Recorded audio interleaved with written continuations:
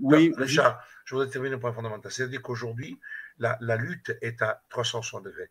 Ça veut dire qu'il y a les manifs, il y a les recours des avocats, il y a le boycott, il y a les notifications de tout ce qui est l'illégalité, parce que je rappelle tout simplement que le pass sanitaire, à l'état actuel de choses, il est totalement illégal. Pourquoi? Parce qu'effectivement, ils sont en train de le couvrir par la loi, parce qu'aujourd'hui, le pass sanitaire a été établi par décret, et qu'il y a un texte, c'est l'article 225.1 du Code pénal, qui dispose que toute discrimination fondée sur la santé est une atteinte qui est sanctionnée par 3 ans d'emprisonnement et 45 000 € d'amende. Or, un décret, même un stupide d'aujourd'hui le sait, ne peut pas déroger à la loi. Aujourd'hui, on est en train d'appliquer le pass sanitaire, alors que normalement, il est illégal. Déjà, je suis intervenu, j'étais à Avignon, certains endroits, ils l'ont enlevé, parce que quand j'ai rappelé qu'il y avait cette violation, les gens l'ont notifié et les gens ont eu peur. À Nice, le collectif de Nice, avec beaucoup d'autres, ont rappelé à Estrosi qu'il était dans l'illégalité.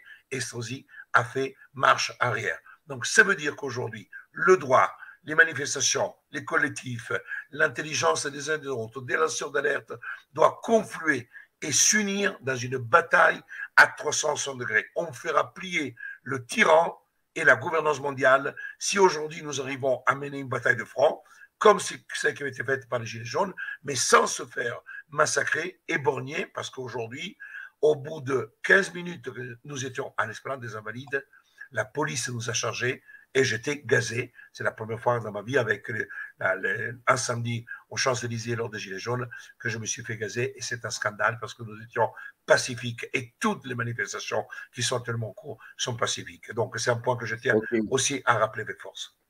Merci beaucoup, Carlo, pour cette belle intervention. Moi, je tiens quand même à saluer les forces de l'ordre en règle générale, partout en France, partout où on passe. Je veux dire, on n'a pas le droit à une aide d'honneur, mais presque. Ils commencent à reconnaître à la fois le camion et puis à me reconnaître moi un peu partout.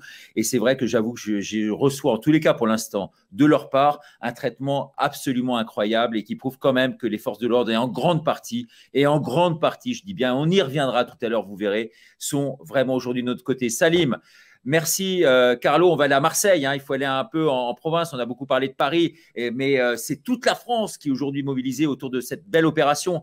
Salim, comment tu as vécu avec moi au cœur du cortège? C'était formidable aujourd'hui cette mobilisation ce matin à Aix et cet après-midi donc à Marseille, sur le Vieux-Port. C'était franchement exceptionnel. C'était magnifique. Là, je vous ai même mis les pancartes du jour avec une nouvelle qui sont derrière moi. C'était massif. À un moment donné, quand on redescend sur le Vieux-Port, il y avait la tête du cortège qui était quasiment à la mairie et la queue du cortège, elle était à l'intersection Courlieto-Canebière. Voilà.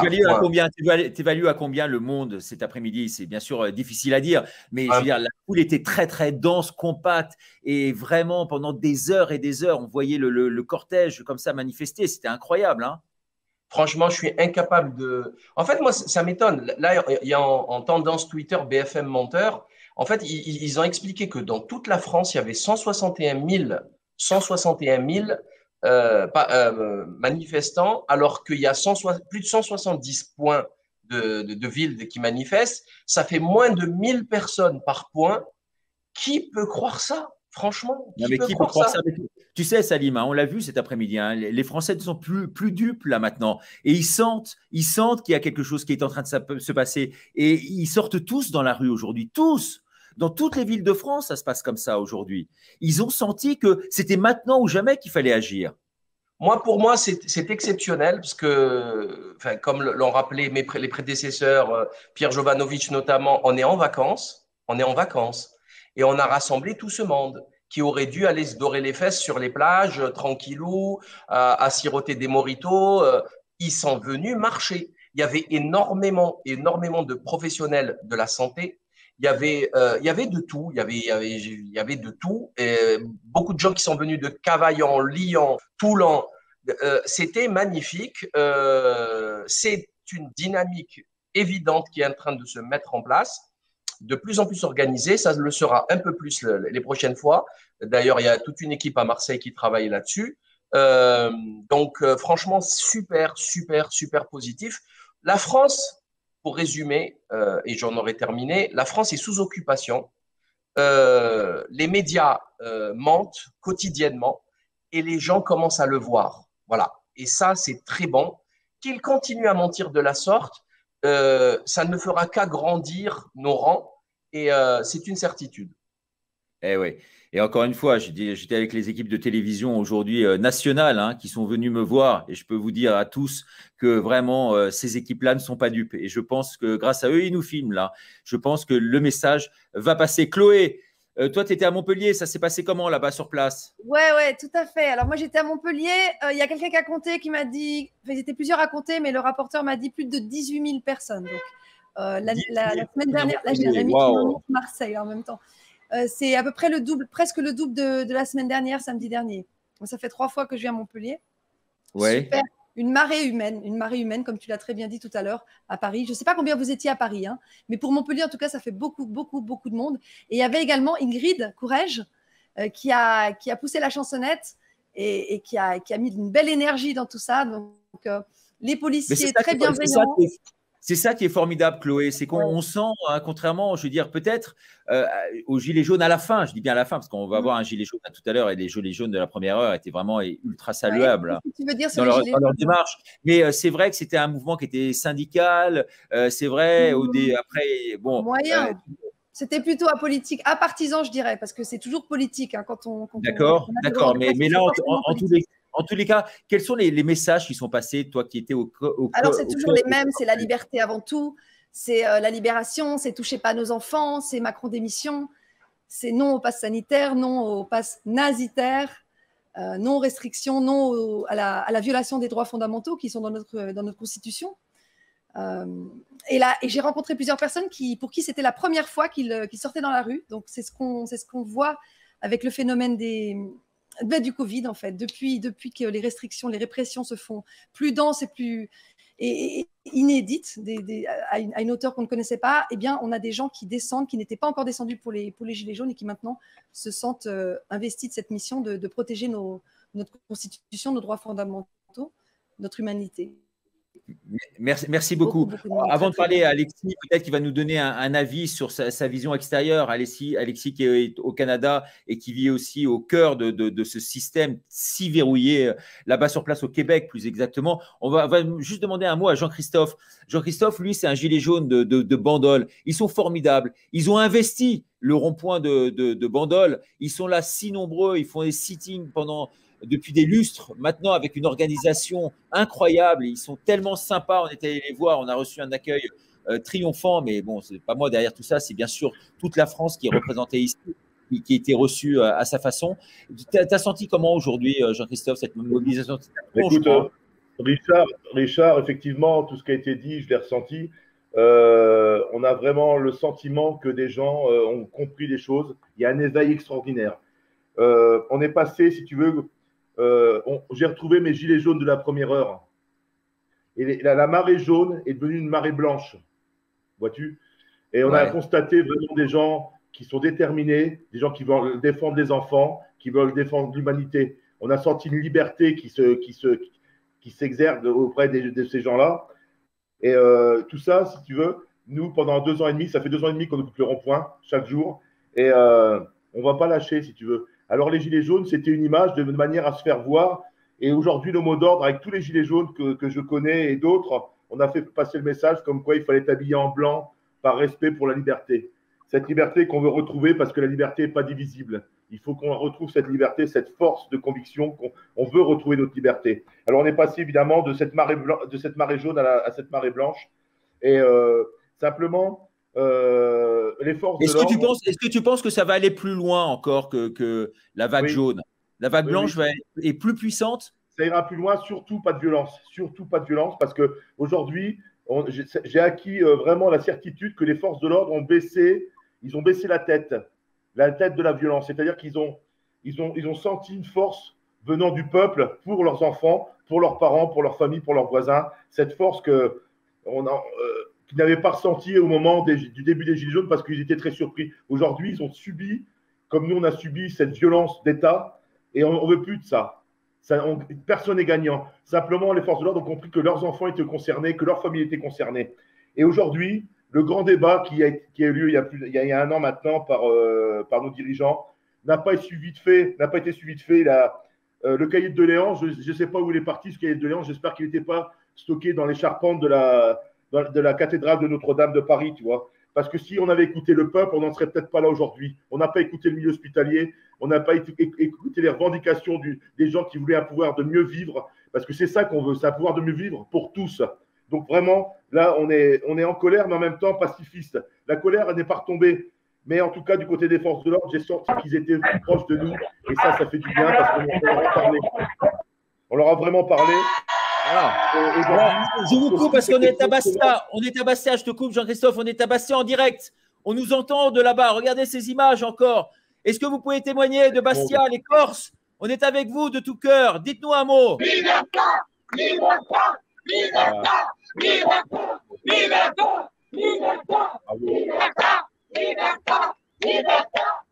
Formidable, ces images de Corse. De très beaux résistants là-bas sur place. Merci infiniment à vous. Merci infiniment. On a Sonia avec nous qui nous témoignait également. Sonia. Bonsoir tout le monde. Alors on passe de la Corse à Madrid maintenant. Alors Sonia, oui, on est à Madrid. Vous m'entendez bien?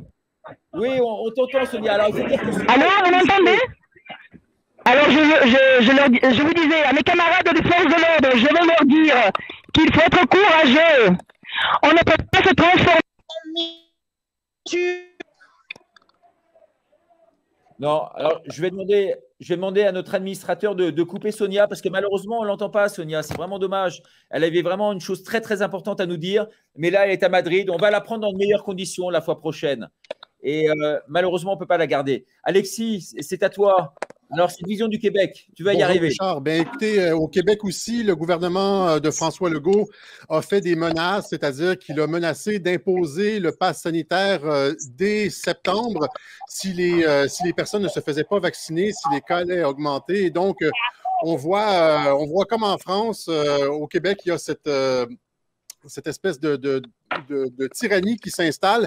Et au Québec aussi, les manifestations vont bientôt recommencer. On était sortis l'année dernière très, très, très, très fort. Et ce que je remarque, c'est que ces manifestations-là sont, je veux dire, ne se situent pas seulement en France, elles se situent également, on en voit en Italie, en Espagne, il y a des manifestations en Angleterre, il y a des manifestations en Australie. Donc, c'est un mouvement mondial là, dont on est témoin. Et ce que je voulais dire, c'est que c'était pas seulement, on manifeste pas seulement contre le pass sanitaire, on manifeste pas seulement contre une citoyenneté à deux vitesses, mais on manifeste en fait contre une forme bien particulière de tyrannie. Je ne sais pas si, je veux dire, plusieurs d'entre vous avaient lu 1984, c'est-à-dire que on nous demande d'accepter quelque chose d'extrêmement, quelque chose de totalement illogique. Et c'est à ce moment-ci qu'on nous impose la mesure la plus coercitive jamais proposée dans les démocraties occidentales. Alors, on demande aux gens d'accepter une mesure totalement illogique qui n'est pas fondée sur le réel. Et ça m'a fait penser à 1984, quand O'Brien demande à Winston de lui dire combien de doigts il voit. Et Winston dit il y a 4 doigts et O'Brien veut lui faire dire qu'il y a 5 doigts, même s'il n'y a que 4 doigts. Alors, on essaie de faire accepter aux gens, malgré les faits, des trucs totalement illogiques, une situation qui n'est pas fondée dans le réel. Alors, ça, c'est contre ça aussi qu'on se bat, contre cette tyrannie, mais aussi pour le droit à la logique et le droit de dire les choses telles qu'elles sont. Et je voulais rebondir aussi sur cette histoire sortie par Martine Vonner au sujet de la garde républicaine qui aurait abandonné le président Macron.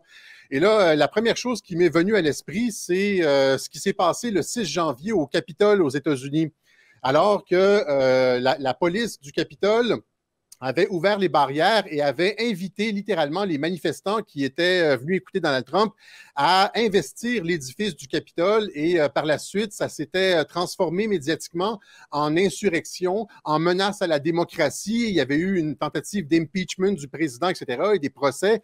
Et depuis le 6 janvier dernier, les médias utilisent systématiquement cette attaque contre le Capitole pour décrédibiliser tout le mouvement Trump et tous ceux qui, en disant qu'ils sont d'extrême droite, etc., les milices et tout. Et donc, ce que je vois apparaître ici, c'est le même genre d'opération, c'est-à-dire que ce retrait de la garde républicaine semble être comme une porte ouverte, une invitation à peut-être charger l'Élysée ou s'y rendre à tout le moins.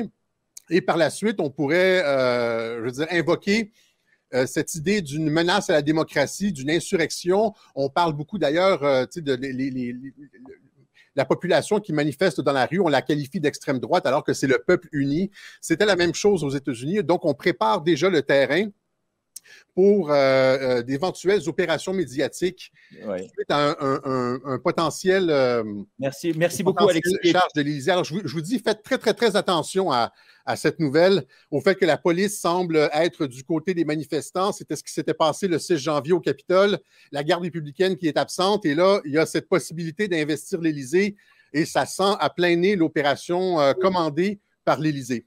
Voilà. Merci beaucoup, Alexis. On va aller voir avec Natacha, justement, qui va nous faire une cartographie. On revient en France. Ce qui est très impressionnant, Natacha, à travers ce qu'on a vu aujourd'hui, c'est cette variété, je dirais, sociale, culturelle, politique. Toutes les couleurs sont représentées, toutes les religions. Il y a tout le monde dans la rue. Je veux dire, on ne peut plus nous estampiller aujourd'hui des extrêmes droites.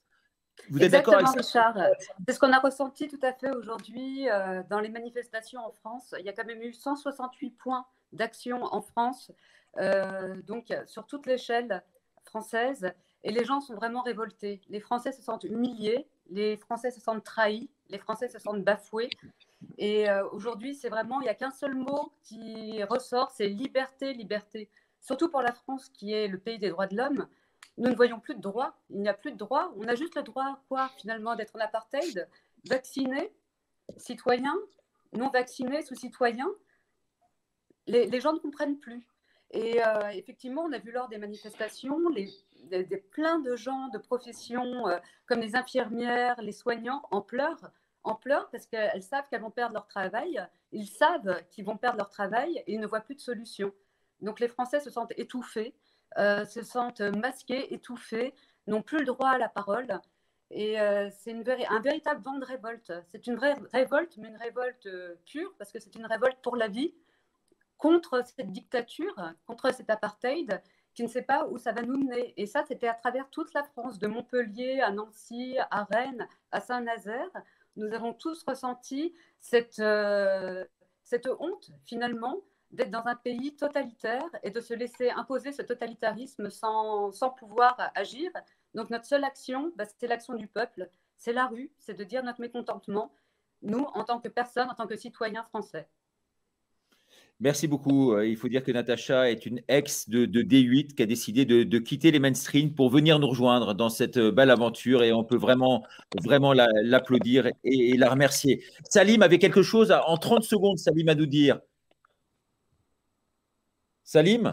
Je voulais juste rajouter qu'aujourd'hui, c'est très important, il y avait Kenny Arcana avec nous à Marseille, qui est une chanteuse de rap, la Rabia del Pueblo, qui a fait un mouvement très intéressant contre la dictature capitaliste, etc., et qui a un très grand succès. Elle a plus de 500 000 followers, je crois, un peu moins de 500 000 sur certains réseaux sociaux. Et elle était avec nous, elle a pris position, un petit peu comme Akhenaton d'Ayam, sauf qu'elle va sur le terrain, et elle a démontré tout à l'heure, elle a fait toute la manif de A à Z avec toute son équipe, avec tout son groupe. C'était juste très important à souligner, parce que malheureusement, tous les rappeurs qui nous font la morale à longueur de journée, ils sont absents des manifs.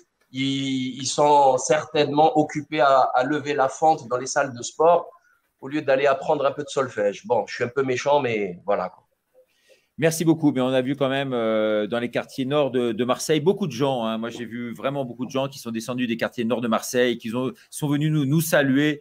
Toi, bien sûr, moi également. Et c'est vrai qu'il y a une très, très belle unité aujourd'hui, à la fois sociale, culturelle et religieuse, et que personne ne peut être estampillé quoi que ce soit. C'est quand même super important de le rappeler ici même ce soir. Alors là, on va donner la parole à quelqu'un d'autre là qui a levé la main. Alors, on a ici cette personne qui est à Bastia. Peut-être faire un point quand même avec Pierre, parce qu'on a la chance d'avoir ce grand stratège, je dirais, au niveau économique, au niveau politique, qui est extrêmement visionnaire, Pierre Jovanovic. Pierre, toi, tu vois les choses concrètement comment on peut parler de prospective avec toi dans les jours et surtout les mois qui viennent, les semaines et les mois. La prospective, elle est extrêmement simple. La France a atteint 120% d'endettement, donc ça veut dire, si vous voulez, que le gouvernement doit continuer à faire des économies notamment sur les hôpitaux, mais sur tous les services publics, et surtout que cette crise économique va augmenter. Donc les deux mélangés, c'est-à-dire avec la révolte des Français contre le pass sanitaire, le mois de septembre, octobre et novembre risque d'être véritablement spectaculaire. C'est le moins qu'on puisse dire. Et on a vu à quel point les gens sont énervés. Et je vous rappelle que le prix du carburant, par rapport à celui à l'époque des Gilets jaunes, a sérieusement augmenté depuis. Donc je ne sais pas du tout comment les Gilets jaunes de l'époque déjà vont faire en septembre à la rentrée scolaire. Voilà. Donc il faut se préparer, si vous voulez, pour ces manifestations doivent revenir sur le tapis impérativement à partir de septembre pour maintenir la pression sur le gouvernement. Parce que je vais terminer là-dessus. Dans mon fil conducteur, si vous voulez, des licenciements que je tiens depuis 12 ans, j'ai vu que les multinationales et les PME attendaient la fin du mois de juillet pour dire, bah, tiens, on ferme. Voilà, du jour au lendemain, on ferme, 500 personnes licenciées. Eh bien, c'est exactement pourquoi ils font ça, bah, pour que, sachant que tous les gens ont organisé leurs vacances, pour qu'il n'y ait pas de manifestants devant l'usine. Et c'est exactement ce que le gouvernement de Macron a fait, c'est-à-dire faire passer cette loi exactement au 12 juillet, au moment où les gens sont en vacances. Et je précise, n'oubliez pas, vous avez deux sociétés américaines qui conseillent Macron là-dessus, c'est McKinsey et Bain & Co. Ces deux sociétés bien entendu, travaillent la main dans la main avec Microsoft et Bill Gates, et à qui le ministère de la Santé français a donné la gestion de tous les passes sanitaires, etc., de tous les dossiers médicaux. C'est Microsoft. Voilà, Philippe Aymar en a très bien parlé dans son livre, hein, comme vous l'avez rappelé il y a quelques semaines. Voilà. Merci infiniment. Merci infiniment, Pierre. Rappeler ça. C'est absolument dramatique. Alors, on verra ça. Merci, Pierre. On verra ça tout à l'heure dans un instant. Voilà, parce qu'on est une page médicale, donc chacun se réserve sa propre partie à ce qu'il connaît, parce qu'ici, sur la Une TV, on a décidé de faire parler spécialiste par spécialiste. Et les gens comme moi, les gens de la rue, on les fait parler également de ce qu'ils savent et de ce qu'ils voient. Carlo, alors avant de refermer cette première page et cette première salle, on a des amis quand même en Corse. J'ai vu qu'il y avait Pierre Barnayas, je sais, qui est en Corse, qui prépare Hold On. Mais je crois qu'il a des problèmes de liaison, Pierre, parce que ça rame un peu. Donc malheureusement, on a des amis à Bastia, là, des jeunes qui sont à Bastia. Peut-être un petit mot très rapide, s'il vous plaît. Mike is mute. Corse, s'il vous plaît. Mettez le mic. Voilà, ouais, c'est bon. Salut, on nous entend? Oui, on vous entend. Bonsoir tout le monde. Bonsoir tout le monde. On était rassemblés ce soir à Bastia. Moi je dis un peu plus de 1000. Déjà samedi dernier, on était presque 1000, hein, c'est ça? Ouais. Et donc voilà, je voulais dire qu'on était comme des petits colibris. Certes, on n'est pas nombreux à l'échelle des grandes mobilisations parisiennes. Mais voilà, on est comme des petits colibris et on s'apporte chacun une goutte d'eau dans l'édifice d'un monde débarrassé de tous ces parasites qui nous gouvernent. Voilà.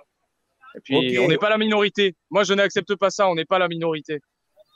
Voilà. Ouais, on va devenir la majorité très rapidement. En tout cas, merci à vous tous d'être intervenus. Peut-être un dernier mot à Carlo là, pour clore cette première partie, cette première page. Après, on va vous demander malheureusement de laisser votre place, parce qu'on a une nouvelle salve d'invités qui va arriver là maintenant. Carlo, le mot de la fin pour toi sur cette première salve. Cette première salve est une salve avec des invités exceptionnels. Je salue Pierre Ivanovic, je n'ai jamais eu l'occasion de parler avec lui, mais il a toute mon admiration et je l'adore quand il est un pape. Il est le pape de l'économie, mais aussi parfois le pape de l'humour.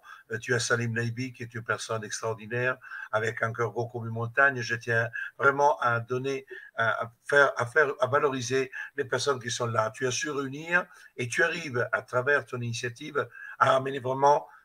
voilà, merci Pierre, je t'adore, je t'aime, je te le dis, tu ne me connais pas, mais voilà, sache que j'ai parlé souvent de toi et tes analyses économiques sont une source très importante. Chloé, c'est une passion, c'est la passion de la femme qui nous relie, c'est une femme exceptionnelle avec un courage énorme dans un pays qui est la Suisse, qui est un pays qui n'est pas facile, même dans le cadre de l'information. Et je sais qu'elle cogne comme une boxeuse. Elle aurait pu faire les Jeux Olympiques. Après, il y a Thierry, que je connais, c'est le cœur des Gilets jaunes et c'est l'âme d'une forme de vérité populaire que j'adore et qui est très nécessaire dans le monde. Alexis Cosette, alors, cher ami, j'étais à Avignon et j'ai fait une interview avec nos amis de la Fondation de droit, avec Desjardins, etc. Et tu sais, et vous savez, le lien très fort qu'il y a entre Paris, nous et le Québec. Et je crois vraiment que ce que tu fais, Richard, est exceptionnel et il permet vraiment aujourd'hui d'ouvrir des portes vers d'autres régions. Nous sommes en train de travailler pour la création d'un collectif de ressortissants en Italie, un collectif en Espagne avec Sonia Vescovaci, que tu as vu tout à l'heure, qui est une policière qui a créé Police for Freedom. Donc, il y a vraiment quelque chose d'extraordinaire qui est en train de se faire. C'est-à-dire que ils pensaient qu'ils pouvaient nous passer dessus comme un rouleau compresseur. Ils ne pensaient pas qu'on avait cette force. Et je crois que c'est exceptionnel de voir des avocats, des journalistes, des médecins, des policiers, etc., des gens de tous bords arriver avec des sensibilités différentes au même résultat. Nous ne sommes pas des révolutionnaires. Nous souhaitons garder la liberté et la souveraineté de l'homme. Et moi, en tant que juriste, c'est la bataille que je livre au quotidien. Et je mets à disposition tous mes outils, toute ma réflexion pour que chaque jour, nous puissions utiliser le droit comme Antigone l'avait utilisé contre Créon. Et nous sommes là pour être à la lumière, dans la caverne, pour éviter que les gens passent leur vie à regarder les ombres. Et j'utilise ce mythe de la caverne, ce mythe d'Antigone pour achever aussi sur le mythe de maître l'esclave. Si nous ne sommes plus les esclaves, il n'y aura plus de maître. Pierre l'avait déjà rappelé. Je me souviens que tu l'avais cité, le mythe du maître de l'esclave, quand tu parlais des économies. C'est-à-dire que c'est un point très important aussi au niveau économique. Et si nous ne sommes pas les esclaves et nous ne sommes pas les esclaves de quelqu'un, le maître disparaît. Ce n'est pas en tuant le maître que nous allons le faire disparaître, parce que le maître pourra se remplacer. C'est nous qui devons modifier notre approche, retrouver notre souveraineté, être indépendant, garder notre esprit critique et avoir confiance en nous. Et arrêter d'avoir peur. Nous ne sommes plus seuls. Si aujourd'hui, samedi dernier, on dit que nous étions 114 000, alors on sait, nous on a fait un décompte à Réseau 19, on était 300 000. Mais si aujourd'hui, nous sommes 160 000, on est certainement 400 ou 500 000. Ça veut dire vraiment que le 24 juillet, avoir autant de monde dans la rue, alors que les gens ont envie de se reposer, alors que les gens ont envie d'oublier la Covid, donc que les gens ont envie d'oublier Macron, Castex, ils ont envie de se reposer, et des gens sont là pour rappeler liberté, avec l'envie de rire, l'envie de s'embrasser. J'ai eu des gens, j'étais à la Place Trocadéro, je ne suis pas monté dans l'estrade, j'étais avec les gens, que des accolades, des bisous, des merci, mais aussi des pleurs. Aussi des pleurs, les amis. Il y a une détresse, et les gens nous font confiance. Salim, Richard, Fouché, Jovanovic, Chloé, nous sommes pour beaucoup, beaucoup de gens une source d'espoir. Nous sommes pour les gens une lumière et nous ne sommes pas là simplement pour apporter un peu de vie dans le YouTube, mais aujourd'hui, pour beaucoup, nos paroles ont un sens. Donc, nous avons aujourd'hui une responsabilité est de continuer à porter. Nous ne devons pas trahir, gardons notre cap, soyons des gens qui aiment les gens, soyons là. Tu avais dit une phrase à Nancy, et je termine sur ça.